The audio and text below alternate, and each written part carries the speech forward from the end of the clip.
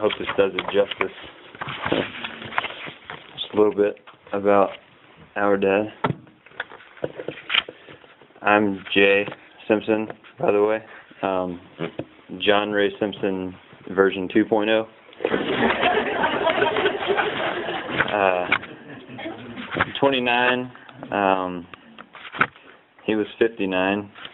He just had a birthday recently, a few days after Christmas, and he always said he'd be 59 forever because he didn't want to turn 60 because it was some mental milestone, I guess, that he didn't want to turn over. But he always did like to keep it positive, and I guess, blocking it out like that is one way to do it. So I'm going to talk a little bit about him, actually start reading what I wrote here. My father, our father, John Ray Simpson, as you all know, and as Bill also commented on, has one of the biggest hearts of anyone I've ever known, and I think that we would all agree. When it comes to people-pleasing, he's a natural who also knows exactly how to pay a well-deserved compliment. And by that, I certainly don't mean that he's one to blow smoke, but that he's actually just genuinely a bad liar.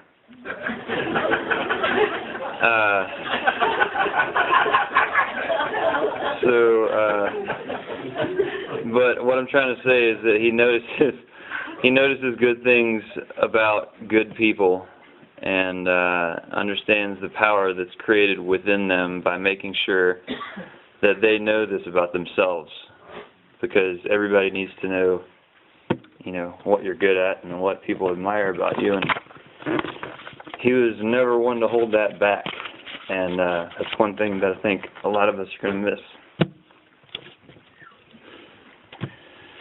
But being a bad liar is only one of many of his positive character traits. And what character he is. Being truly unique as a person and individual is an achievement that I believe we all strive for in one way or another. But I imagine it's significantly easier for someone who can acquire a name like Johnny Guitar without even knowing what a G chord is.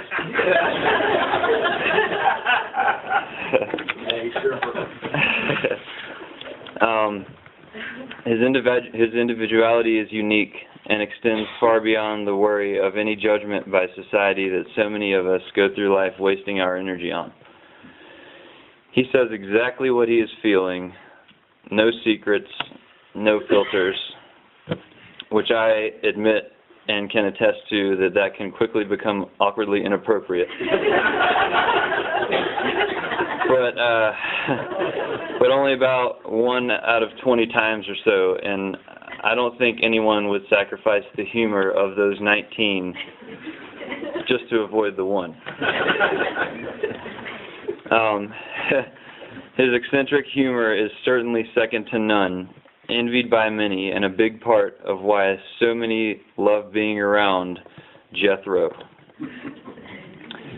And whether or not you get it isn't important, because he always knows exactly what he's thinking out loud. And if it wasn't hilarious, then you obviously either missed something or need a refill.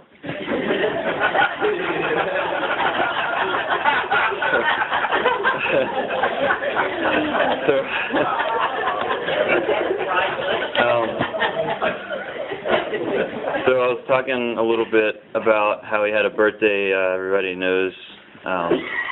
Well, you may not all know, but he was born on December 29th, 1952. I think you may have already said that. Let me just reiterate that. But he was doing a lot of work recently at the food bank, as Chip was also saying. And for his birthday, they wrote him a little card, basically just about how much they loved him being around. And it was pretty cool, and it reminded me a lot of something that he would do or write. and say at one of our rehearsal dinners or something. So I'm going to bring Sydney up to share that with you because it's pretty good.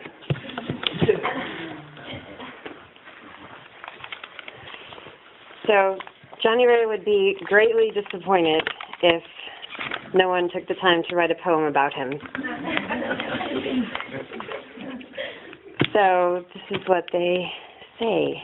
Johnny be good, Johnny be crazy. One thing he isn't is Johnny be lazy. For he's always smiling, he's always laughing. His sense of humor is somewhat baffling. But we love him for it, and we are glad he's here. To our office he brings a whole lot of cheer. He's a whole lot of guy with a real big heart. No matter what you offered for him, we would never ever part. So enjoy this day, old sweet Johnny dear. Eat some cake and be merry, and make this your year. Happy birthday. Hope all your candles stay lit all year long.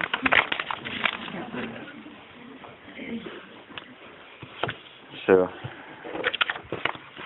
feel like I'm kind of indirectly tooting my own horn up here since I'm junior.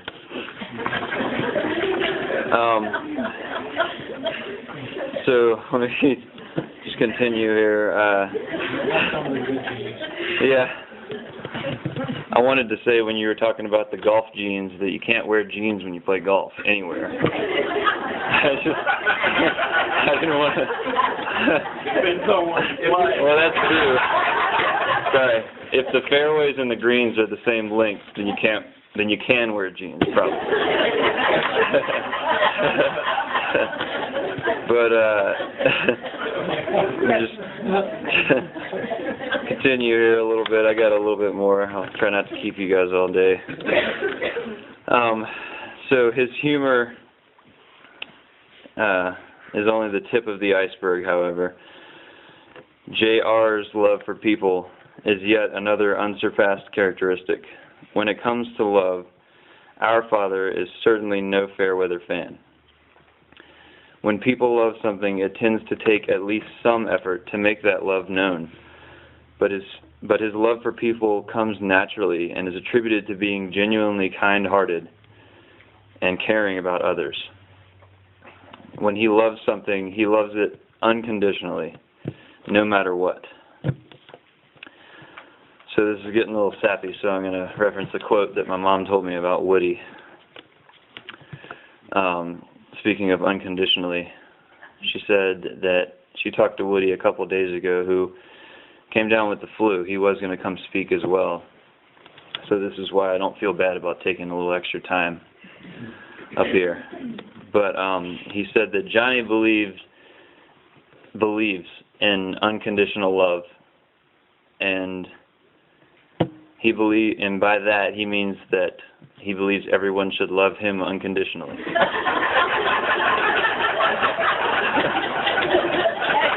And if it's beyond that, he just doesn't understand it,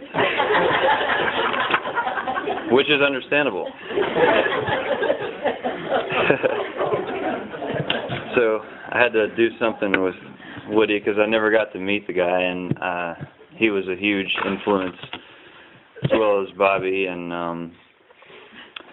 in the childhood, and so I wanted to pay at least a little bit of homage to the guy I never met that made a big impact, I hear. So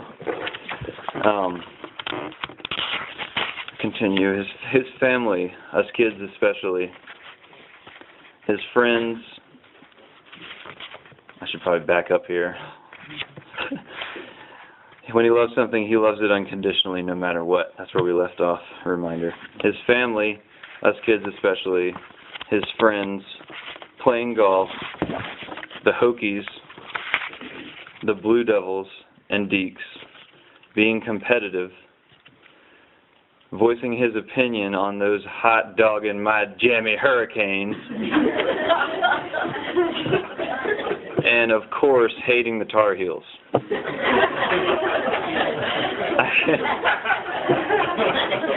Of course. I can only hope to find as much pride in my children one day as he has found in us.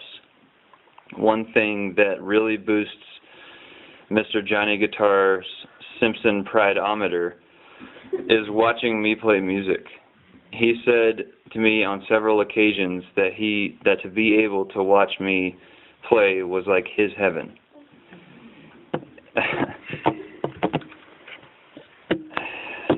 And getting to steal a look or two at the look on his face during that is mine. The only time I've seen him with more of a child pride gleam in his eye than that was when he was getting a huggy from either the sweetest of the peas or his pumpkin flow bee.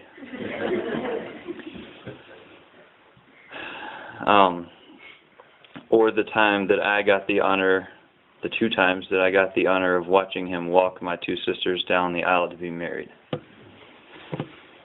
Definitely a handful of highlights of my life in the Diddy department, without question. So you may or may not have been wondering why I've been voicing this in the present tense the whole time. And it's not because I don't know how to write,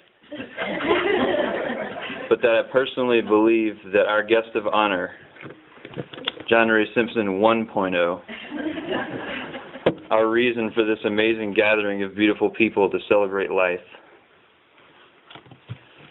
is, in fact, here with us today, continuing to possess all these amazing qualities that we all are here paying tribute to.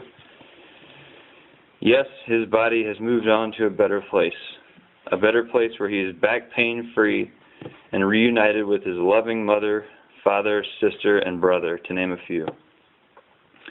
But one's soul never dies. And if there was ever a soul that was guaranteed to shine on, it's this crazy diamond. Daddy, we love you, but we don't miss you because we all know that you will forever be with us and that you will shine on in our hearts and always be watching over your sweet pea, your Floby One Kenobi, and your Jaybird, guiding us, holding our hands, loving us back, giving us compliments when we need them the most,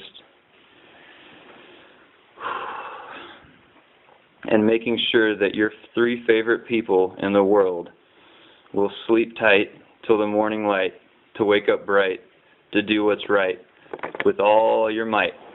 To the next night. That's right. He used to say that to us when we would go to sleep at night.